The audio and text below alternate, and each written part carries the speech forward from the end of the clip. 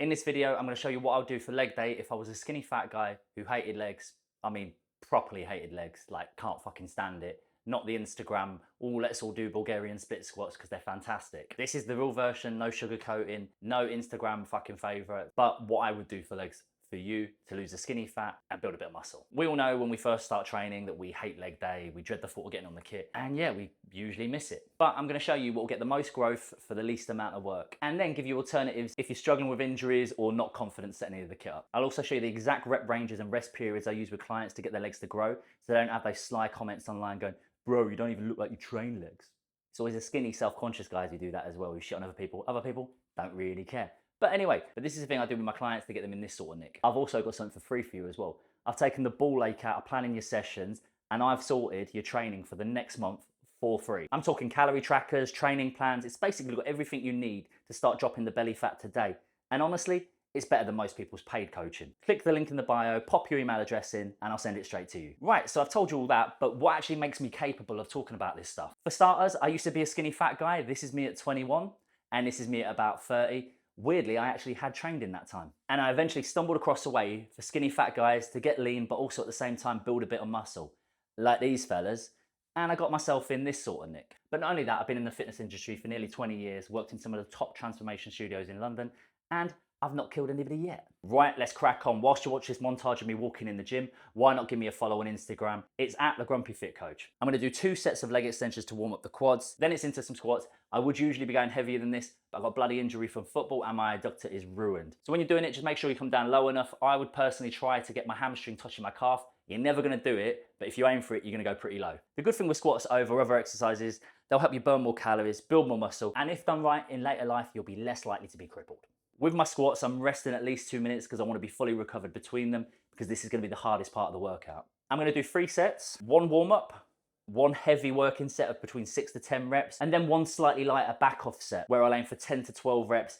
I love this rep range as I get to cover all the bases for muscle growth without doing endless sets. And with training, it's all about doing as little as possible with the biggest return. So when you do hit a plateau, you can add other things in and then start dropping the belly fat again. If you're not confident doing squats, hit a squat machine like this and aim to get as low as possible. This will take out a lot of the relying on your abs and stomach to stabilize, and you'll find it a little bit nicer position to be in. Next would be a glute bridge machine. Everybody wants a better ass, and luckily this one's facing the mirror so nobody can see up my shorts and disappoint themselves. Most of the power from kicking a ball, throwing a punch, or even having sexy dam with the wife comes from the hips. So we probably need to work on them. With this, I do the same amount of reps and sets, but I'd actually take down my rest period to 1 minute 30, as I want to keep the intensity quite high still, and I don't want to be too relaxed between sets. The reason for the glute bridge instead of an RDL is my lower back's probably taking a bit of a beating from the squats, and it just takes the pressure off of it if you're on the glute bridge, whereas if I'm doing an RDL and bending over, it's hitting that lower back again. I probably won't notice it during a session, but in the morning, I'll be struggling to get out of bed because I am old. So I'd rather not take that risk. If it's not free, I'd go for a glute builder like this, or I'd do a barbell glute bridge. The main thing with all of these though is actually making sure that your heel is underneath your knee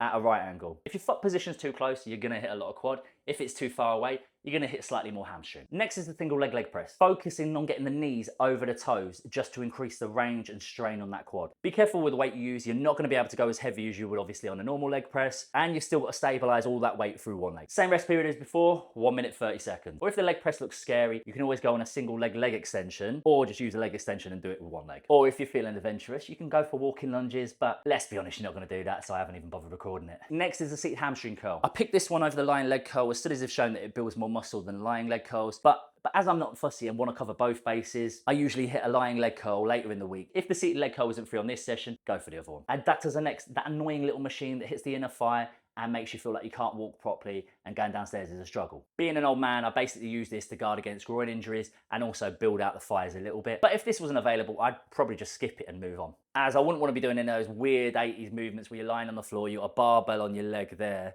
and you're coming up going like that.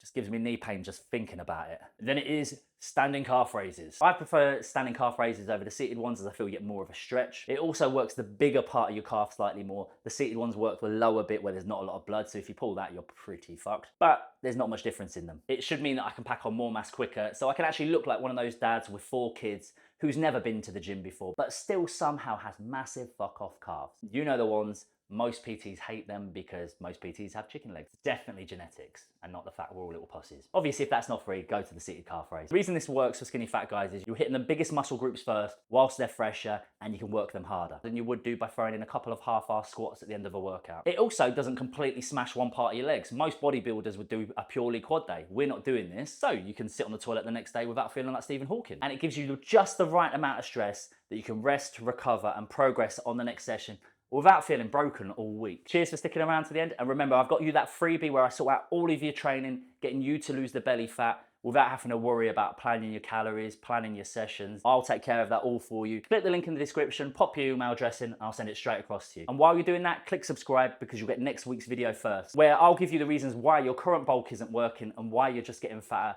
and not seeing your abs.